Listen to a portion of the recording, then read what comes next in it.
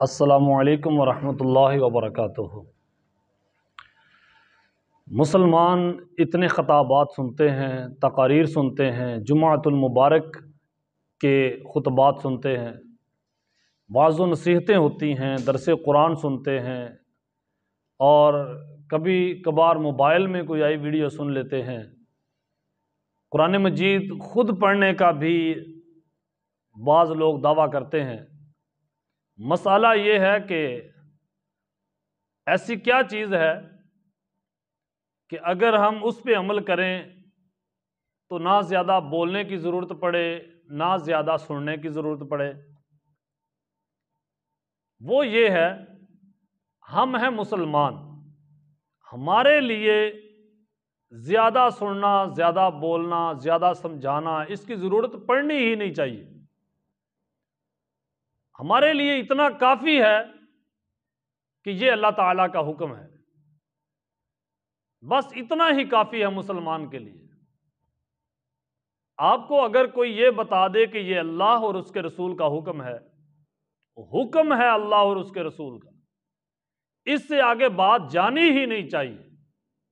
آج ہم نماز بھی پڑھتے ہیں، ہمارے ملک کے اندر اور باقی بھی جو مسلم ممالک ہیں اس کے اندر پیران عظام ہزاروں کی تعداد میں ہیں، علماء کرام ہزاروں کی تعداد میں ہیں، مساجد بھی لاکھوں کی تعداد میں ہیں، مریدین بھی لاکھوں کی تعداد میں ہیں، حج کرنے والے، عمرہ کرنے والے اور عبادات کرنے والے، عبادات کرنے والیاں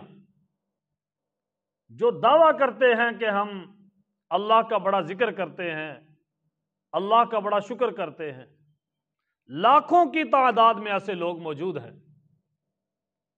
مگر سوال یہ ہے، اگر ہم سبھی اللہ کی بندگی کرنے والے ہیں، اللہ کے بندوں کے ساتھ ہیں اور اللہ کے بندے ہونے کا دعویٰ کرنے والے وہ ہمارے بزرگ، ہماری بزرگ ہستیاں، اگر سب لوگ اللہ کی بندگی کرنے والے ہیں تو پھر ہمارے علاقے میں، ہمارے خطے میں ہماری ماؤں بہنوں کی عزتوں کے ساتھ کھلواڑ کون کرتا ہے؟ اتنے واقعات کیوں پیش آ رہے ہیں؟ نہ لوگوں کی عزت محفوظ ہے، نہ کسی کی جان محفوظ ہے، نہ کسی کا مال محفوظ ہے، چوریاں، ڈکیٹیاں، راہزنیاں، ہر جگہ سے 2 نمبر دھندا، ہر جگہ سے 2 نمبر چیزیں، 2 نمبر خرید و فروخت، بات بات پہ جھوٹ۔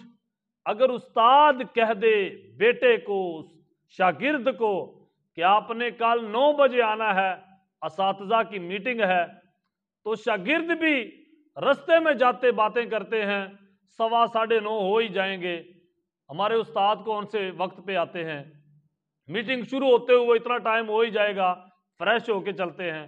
یعنی گویا کہ جو ابھی طالب علم ہیں، جو ابھی اسٹوڈنٹ ہیں، جو ابھی سیکھ رہے ہیں، ان کو ابھی سے یہ یقین ہو گیا ہے کہ ہمارے یہاں وقت کی پابندی کرنا یہ گناہ سمجھا جاتا ہے۔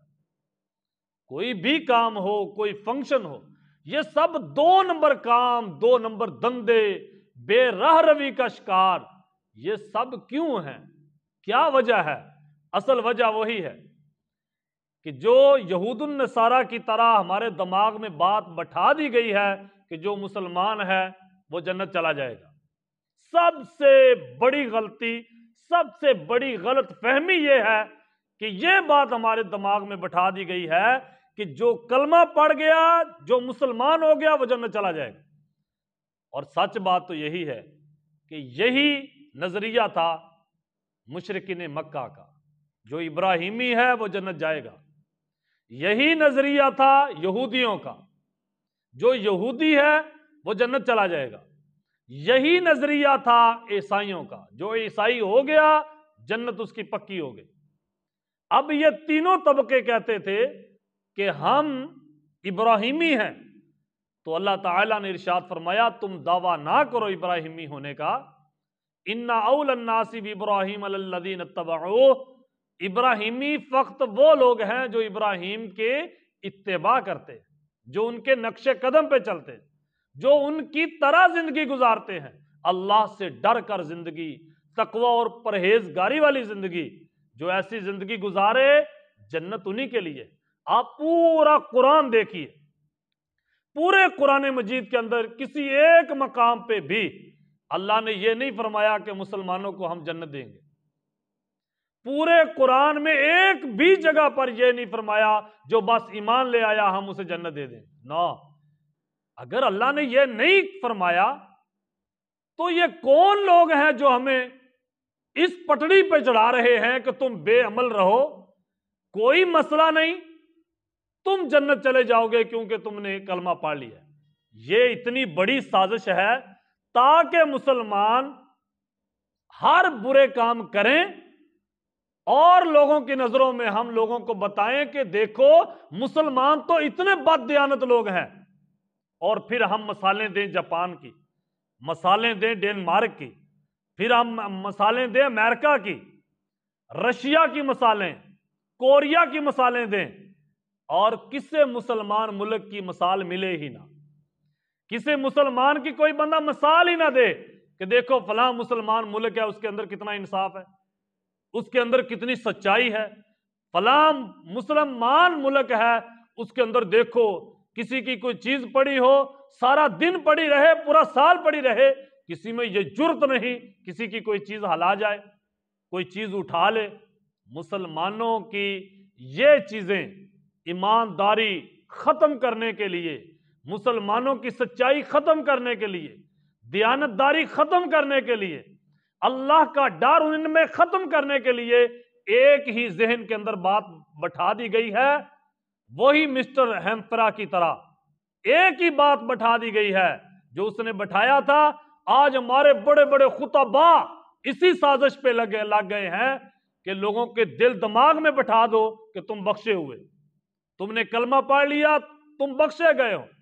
اگر کسی ایک صحابی کو بھی یہ معلوم ہو جاتا کہ ہم تو بخشے ہوئے ہیں، تو پھر بتاؤ صحابہ جنگ پہ جاتے، صحابہ نماز پڑھتے، صحابہ جن کے بازو کٹے ہوئے تھے پھر بھی اگلی جنگ پہ تیاری کے لیے جا رہے ہیں، جن کے زخم چورو چور ہیں وہ بھی مرم پٹی کے بعد خیمے سے نکل کے پھر دوبارہ جا رہے ہیں میدان کے اندر۔ حضرت ام عمارہ رضی اللہ تعالیٰ عنہ جن کے بیٹے اتنے زخمی ہو چکے تھے، ان کی ٹانگ کٹ گئی ہے، پھر بھی اس کی ٹانگ جوڑ کر اوپر کپڑا لپیٹ کر پھر کہہ رہی چل شیر کے بچے چل دوبارہ جا میدان کے اندر۔ کیوں؟ ان کے لیے اسلام مشکل ہے، ہم بخشے ہوئے ہیں اور وہ محنت سے بخشے جا رہے ہیں۔ وہ 40 صحابہ جو سب سے پہلے ایمان لے کے آئے، ان میں 21 سال محنت کرنے کے بعد 10 صحابہ کو عشرہ مبشرہ جنت کی خوشخبری دی گئی ہے۔ 10 صحابہ کو 40 میں سے جنہوں نے سب سے زیادہ محنت کی، اور ہم 1 سال بھی کسی نے محنت نہ کی ہو تو اس کو کہہ دیا جاتا ہے چلو بھائی تم تو بخشے ہوئے۔ یہ ہے سب سے بڑا پلان کفار کا، جو ہمارے مسلمانوں کو بد امن لوگوں کو دکھانا چاہتے ہیں کہ یہ دیکھو کتنے بد امن لوگ ہیں، کتنے ایسے لوگ ہیں مسلمان کے نہ ان میں سچ ہے، نہ ان کے اندر دیانتداری ہے، نہ امانتداری ہے، نہ وعدے کی پابندی ہے، نہ ان کے اندر 1 نمبری ہے۔ یہ سب 8 نمبر کے فراڈیے جڑ گئے ہیں اور کہتے ہیں ہم مسلمان ہیں، ہم سچے ہیں۔ یہ سازش ہے کفار کی۔ اور اگر کوئی مسلمان یہ کہے کہ میں مسلمان ہوں، یار نبی پاک صلی اللہ علیہ وسلم کی بات سے آگے کسی مفتی کی بات ہو سکتی ہے؟ کسی عالم، کسی فقی، کسی امام کی بات نبی پاک کی بات سے آگے بھی ہو سکتی ہے۔ حضرت انس بن مالک رضی اللہ تعالیٰ عنہ آپ فرماتے ہیں کہ میں نے حضور علیہ السلام کے 10 سال خطبات سنے، شاید مجھے یاد نہ ہو کہ حضور نے کوئی ایسا خطبہ دیا ہو جس میں یہ نہ ارشاد فرمایا ہو کہ لا ایمان لمن لا امانۃ لہ ولا دین لمن لا عہد لہ، جو وعدے کا پابند نہیں اس کا کوئی دین نہیں، اور جو امانت دار نہیں اس کا کوئی ایمان نہیں۔ اب حضور نے فرما دیا کہ جو امانت دار نہیں اس کا کوئی ایمان نہیں۔ اب کوئی سیاست دان ہو، کوئی خزانچی ہو، مسجد کا ہو، چاہے ملک کا ہو، چاہے زکوٰۃ کمیٹی کا ہو، جہاں بھی رہتا ہو، اور وہ کہے میں مسلمان ہوں، یار جب حضور نے فرما دیا ہم کسی مفتی کی بات نہیں مانتے. نبی پاک صلی اللہ علیہ وسلم نے فرمایا. اب دیکھ، کافر جانور پالتے ہیں، ہم بھی پالتے ہیں. کافروں کے بچے ہیں، ہمارے بھی ہیں. کافروں کے گھر ہیں، ہمارے بھی ہیں. اگر ہندو وہ کھانا کھاتے ہیں تو ہم بھی کھاتے ہیں. ان کو سردی گرمی کا احساس ہے، ہمیں بھی ہے. ہم بھی اپنے بچوں کے لیے اناج لینے جاتے ہیں، وہ بھی لینے جاتے ہیں. وہ بھی فصلیں اگاتے ہیں، ہم بھی اگاتے ہیں. ہمارے اور ان کے تمام کام برابر ہیں. اب ان کی بھی دکان ہے، ہماری بھی دکان ہے. یہ کیسے پتا چلے گا کہ یہ مسلمان ہے، یہ کافر ہے؟ نبی پاک صلی اللہ علیہ وسلم نے ارشاد فرمایا کہ کافر اور مسلمان میں فرق کر دینے والی چیز نماز ہے. اب بتائیں، حضور کی بات سے آگے کسی کی بات آپ مانتے ہیں؟ سرکار کی بات سے بڑی معذاللہ کسی کی بات آپ کو چاہیے؟ نہ. اللہ نے خود ارشاد فرما دیا ہے وَمَن يُطِعِ الرَّسُولَ فَقَدْ أَطَاعَ اللَّهَ. جس نے میرے رسول کا حکم مانا گویا کہ اس نے اللہ کا ہی حکم مانا. پتا چلا کہ سب سے بڑا حکم نبی پاک صلی اللہ علیہ وسلم کا حکم ہے. کیوں؟ ان کے اوپر حکم صرف اللہ کا ہے. وہ صرف اللہ کا حکم ہم تک پہنچا دیتے ہیں. اس لیے مسلمان کے لیے زیادہ تقریریں، زیادہ گفتگو، زیادہ نالج حاصل کرنا، اس کی کیا ضرورت ہے؟ یہ تو ہوتا ہے دنیا کا نظام چلانے کے لیے. دنیا کا نالج حاصل کرنا ہے، دنیا کا علم حاصل کرنا ہے، دنیا کا نظام سنبھالنے کے لیے. مسلمان کو زندگی گزارنے کے لیے، بہترین انسان بننے کے لیے صرف اتنا کافی ہے کہ یہ حکم ہے اللہ اور اس کے رسول کا. بس اتنا ہی کافی ہے. مسلمان پھر اس کو سمجھایا جائے اس کے یہ فائدے ہیں، نماز پڑھو اس کے یہ فائدے ہیں. آپ نے فائدوں سے کیا لینا ہے؟ اتنا فائدہ کافی نہیں کہ یہ آپ کے اللہ نے فرما دیا، محبوب نے کر کے دکھا دیا اور آپ کام کریں. مسلمان فقط وہ ہے، قانوناً تو لوگ مسلمان ہیں، جس نے کلمہ پڑھا ہم اس کو مانیں گے تو مسلمان ہیں. لیکن اللہ کی بارگاہ میں جیسے یہود النصارہ کے ایمان اللہ نے کینسل کر دیے، حالانکہ وہ اللہ پر ایمان رکھتے ہیں، یوم آخرت پر ایمان رکھتے ہیں، نبیوں رسولوں پر ایمان رکھتے ہیں، لیکن اللہ کی بارگاہ میں ان کا ایمان ختم.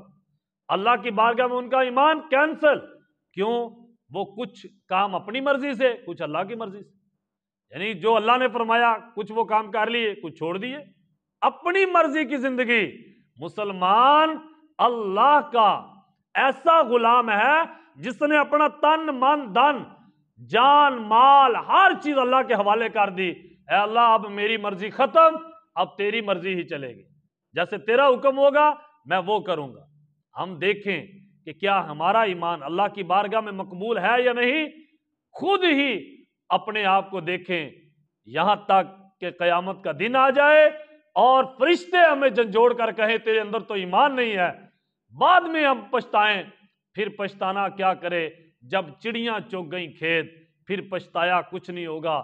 آج وقت ہے، آج ہم اپنے آپ کو دیکھ کر اپنے ایمان کو اندر بڑھائیں، ایمان کو مضبوط کریں، اپنے اندر ایمان پیدا کریں. آج ایمان پیدا ہو گیا.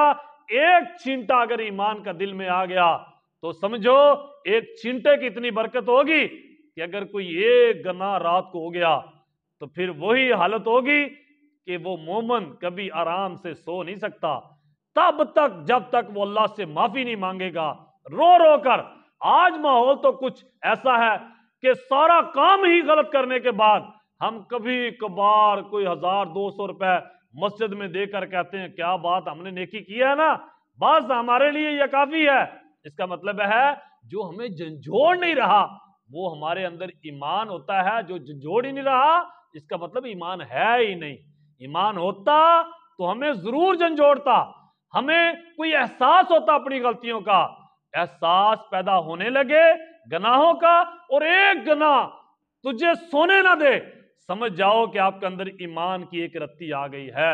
اللہ تعالیٰ ہمیں پکا سچا اللہ اپنا پسندیدہ مسلمان بننے کی توفیق عطا فرمائے.